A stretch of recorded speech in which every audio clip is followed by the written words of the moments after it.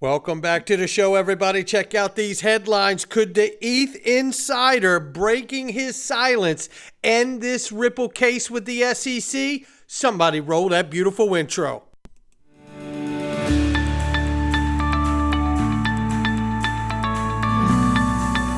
Digital Perspectives with Brad Kimes. Come on in.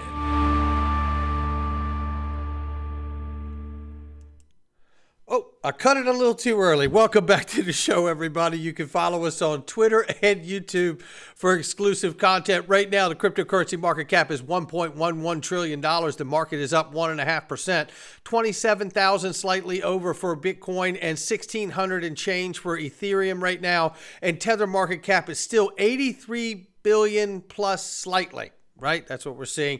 Number 5 spot is XRP at 49 cents here.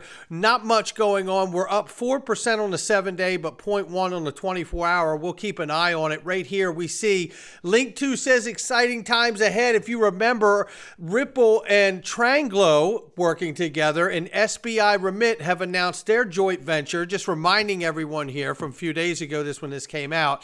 SBI Asia says primary focus of this collaboration is to introduce Ripple's XRP-enabled remittance solution to now Philippines, Vietnam, and Indonesia starting this month. This is extremely exciting to me, and we have lots of other news. I also want to recap, too, there's a correction on the JPM XRP fund that we covered yesterday. As it turns out, it's inaccurate. We can't use it. I got it from multiple sources that I've been trusting for years. It got by us all. We have to take that one off the whiteboard for now, but just wanted to make that correction before we move forward too.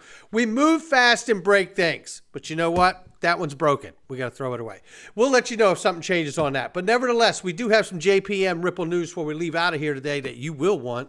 And this is Tesla inching closer to accepting crypto payments. It's pro-coin news, ladies and gentlemen. Damn right it is. And it's Bitcoin payments for now when it happens. And we will let you know if it's more as it expands. SEC accuses Binance US of shocking lack of transparency, which I believe is why we have seen Norman Reed, former Fed official and former Ripple exec, chief legal officer, general counsel at the time, who signed the FinCEN settlement for Ripple, and Katie Hawn signed it for the Department of Justice back in 2015, 2017, I think it was. So I'm going back a few years here. But nevertheless, hopefully Norman Reed, now accepting the title of CEO of Binance US, can help them get their affairs in order so they can get the SEC and the government off of its back. We'll bring more as we have that. Now, this is a big deal, and I want you guys to stay with me. We're not rehashing things here. ETHGate was very real. The facts have never been in dispute. You remember Charles Hoskinson was the CEO of the EEA, or the Ethereum Foundation, for about a period of 6 months or so. And he really got testy when ETHGate was at its peak. Well, guess what?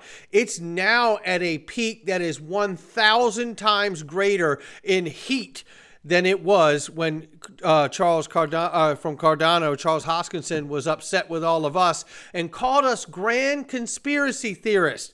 Well, as it works out, we are more than accurate, ladies and gentlemen, no doubt about it. And remember, this is Steven Nureyev here, so shout out to him and the courage it takes to come forward in a moment like this. This guy has proven to be one of the good guys here, and I hope that we get a chance to speak, because I tell you, this is a very, very big deal. Now, remember, he spoke out on this tweet that DAI had put out just a few days ago, but stay with us through this because things are heating up, ladies and gentlemen. He is lawyered up, and here's his lawyer right here who says, my client, Steven Nureyev, fought and won the battle of a lifetime. Steve has been advised to follow proper procedures and is fully committed to making all his facts known at a time and manner that serves the interest of justice and the people. Oh, well, this gets much bigger than ETHGate, and you're about to find out. If you're looking to find out what Mr. Scotto here, who is representing him, and this is him, as you can see right here, Michael Scotto representing Steven Nureyev. Look how serious this guy is here. Michael Scotto has tried a number of cases in Manhattan District Attorney Office during the past 22 years of his tenure with the office. Scotto led Racketeering Bureau. You can see this guy has got one hell of a track record right here. And then you can see over here the credentials to his tenure and time of doing this. I tell you, this guy has gotten a serious lawyer. John Deaton remarks on this and says, I'm getting a lot of messages asking what this means.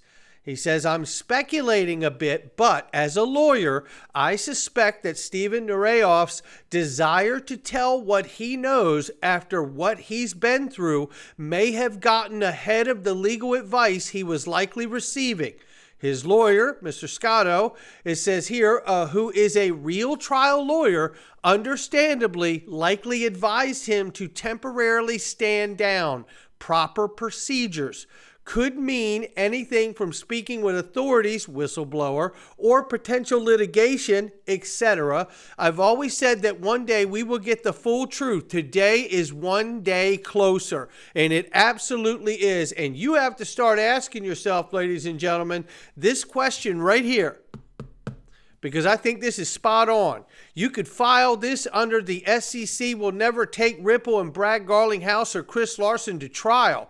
Ripple executives could simply call Steven Nureyev to the stand and expose the skeletons in the SEC closet.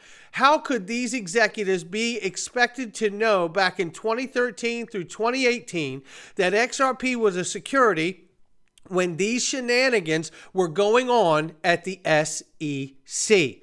There it is right there. Ripple would like to call Steven Nureyev to the stand. That is the last sentence the SEC would ever want to hear, as far as I'm concerned. There it is. Your Honor, Ripple would like to call Steven Nureyev to the stand. This is a surreal moment, ladies and gentlemen. And listen, we know JP Morgan talked trash on Bitcoin, and they accumulated, said they didn't want it in crypto. Crypto was a fraud, no good, Ponzi scheme, and they were accumulating and doing things the entire time. We also know that in December 2017, 15 JP Morgan executives, about 6 months or so before the Hinman letter and free pass, right, from ETHGate was actually said and read and delivered. We know about 6 months before then, December 2017, 15 senior JP Morgan executives came to the Ripple office. And that has a lot more weight to it today, to me, than it did at the time that we heard this. When we talk about Jamie Dimon, we first have to recognize where he sits. He sits at the top of the global financial infrastructure. There are a few banks, of which JPM is certainly one, that make billions and billions of dollars of profit by virtue of that perch. 99.9% of banks don't make money in this ecosystem in terms of cross-border payments. Jamie Dimon makes a technical term of a shit ton of money by sitting there. So when I hear Jamie Dimon saying it's a fraud, I think to myself, well, of course he's going to say that. He's talking. I mean, and by the way, there's also people who conspiratorially, he's trying to talk down the price of Bitcoin so JPM can buy it. Like the idea that JP Morgan isn't actively working in the blockchain and Bitcoin space is not true. Frankly, I don't mind sharing. There are about 15 senior JP Morgan people at Ripple's offices this afternoon. Now, unless JP Morgan's going to fire them. Does JP Dimon know that? Apparently not. Anyway, so look, that's my thought on the whole JP Dimon thing. I do think there are people who are going to say this is, in the same manner, a very smart investor said to me, in 1997, the whole West Coast was long Amazon and the whole East Coast was shorting Amazon. We saw how that worked out. And his point was basically, look, the West Coast is obviously bullish and, there's some that are very cynical about these things and, we'll see how it works out. On the risk factor, just very briefly, because I don't want to go on too long, but I think what we have to remind ourselves that this has to come back to utility. What problem is the digital asset solving? That's exactly right. And I believe that the SEC and certain people inside of that agency colluded with people outside of that agency because they knew that Ripple and XRP were a threat to what they wanted to do. And as John Deaton has said, that lawsuit was used as a weapon. And we're getting more and more evidence of it today. And I think we all know that JP Morgan has a huge stake behind Ethereum. This story, you have to ask yourself, Bob Way said years ago, and he tells us pretty much it's impossible to bootstrap a high-value, low-volume payment system. And this is why Ripple had started by targeting low-value, high-volume settlement with XRP. And it makes sense. You start with the smaller corridors, and as things grow, you grow, right? It's a snowball effect. It's absolutely spot on. And shout out to Anders for making the post. But what I wanted to bring this up is imagine where we would be if all of this was not on the back of Ripple over XRP, the digital asset. Where would our growth be right now? This is a very, when you see people posting what are the damages, that's what we need to know. Bill Morgan says, why not? Now that XRP has legal clarity, why wouldn't Ripple SBI Group do things together with Tranglo and expansion around the Philippines, Vietnam, Indonesia? Yeah, now that XRP has legal clarity from been found by court not to be a security, this expansion would have happened earlier except for the lawsuit, which has been years now, right? And as we know, it certainly appears that it was even years before the lawsuit was brought. There was many players in trying to hold it down.